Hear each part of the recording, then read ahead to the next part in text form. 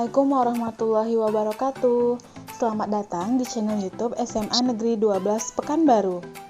Pada konten kali ini kita akan membahas tentang pelaksanaan ujian semester genap tahun pelajaran 2020-2021.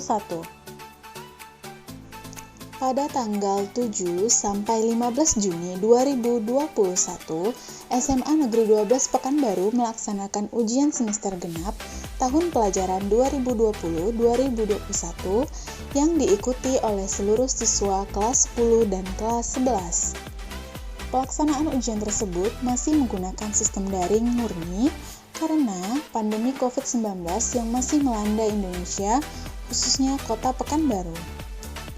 Dalam satu hari, mata pelajaran yang diujikan kepada siswa ada 2 mata pelajaran dengan durasi waktu masing-masing 90 menit. Teknik pelaksanaan ujian berbasis daring ini tentu saja memiliki kelebihan karena dapat menghemat penggunaan kertas, sebab soal ujian dapat dibuat dan dibagikan dalam bentuk Google Form. Untuk lebih jelasnya, yuk kita simak video berikut ini ya. Hari ini kita akan melakukan wawancara dengan Ibu Nilwita SPD selaku Wakil Kepala Sekolah Bidang Kurikulum mengenai ujian semester genap tahun pelajaran 2020-2021 ya Bu. Pertanyaan yang pertama, bagaimana teknis pelaksanaan ujian semester genap tahun 2020-2021 yang berbasis daring ini Bu? Baik, terima kasih atas kesempatan yang diberikan. Ya. Kali ini kami dari SMA 12 akan menyampaikan terkait tentang pelaksanaan ujian atau penilaian akhir tahun 2020-2021 bagi siswa kelas 10 dan kelas 11. Untuk pelaksanaannya sendiri, kita masih tetap menggunakan sistem daring murni, di mana pelaksananya itu dimulai dari tanggal 7 sampai dengan tanggal 15 Juni 2021.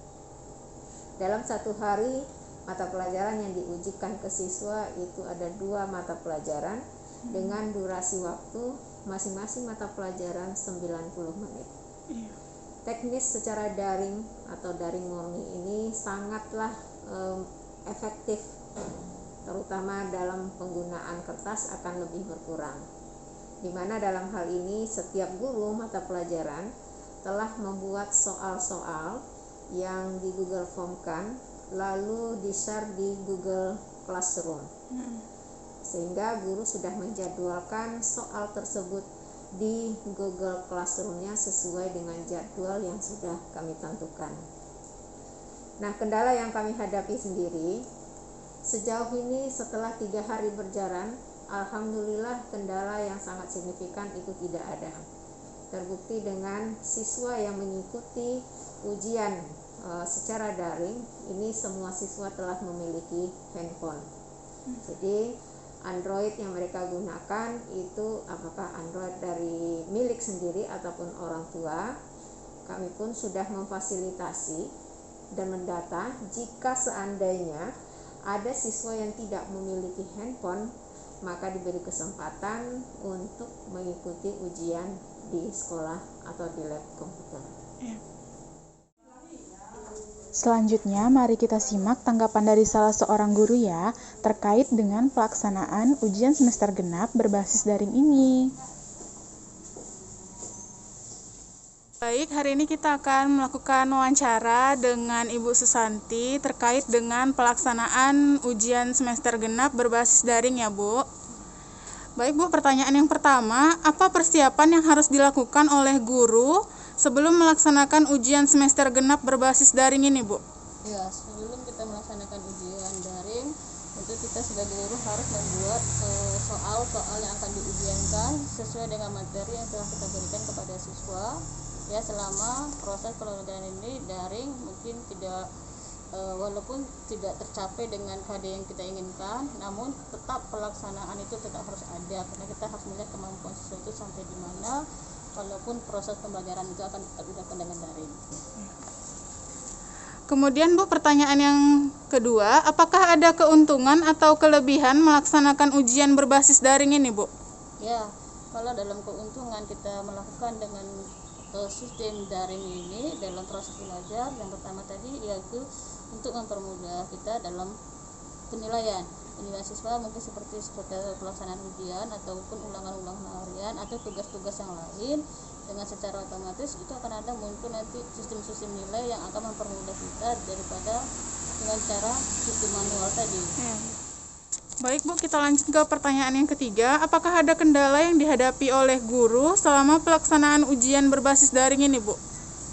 Kalau kendala itu pasti ada. Pertama mungkin karena nanti adanya jaringan yang bermasalah. Yang kedua, di saat kita ujian, kita kan tidak langsung tatap muka kepada siswa. Jadi bagaimana siswa itu menjawab, kita kan belum bisa pasti. Kalau secara manual kan kita sudah jelas kita tatap muka sama siswa, dan apa yang dikerjakan mereka dalam proses ujian itu apa? Misalnya di bermain atau minta tunjukkan soal jawaban kepada teman-temannya. Nah, seperti itu. Jadi kalau kendala di dalam itu yaitu tadi kita tidak tahu bagaimana siswa itu dalam menjawab soal-soal ujian yang kita laksanakan. Bagaimana sistem mereka, karena mereka tidak boleh ujian secara langsung dengan melalui aplikasi yang sudah kita sediakan, itu Classroom tadi. Baik Bu, pertanyaan yang terakhir, bagaimana proses mengolah nilai ujian yang berbasis daring ini, Bu?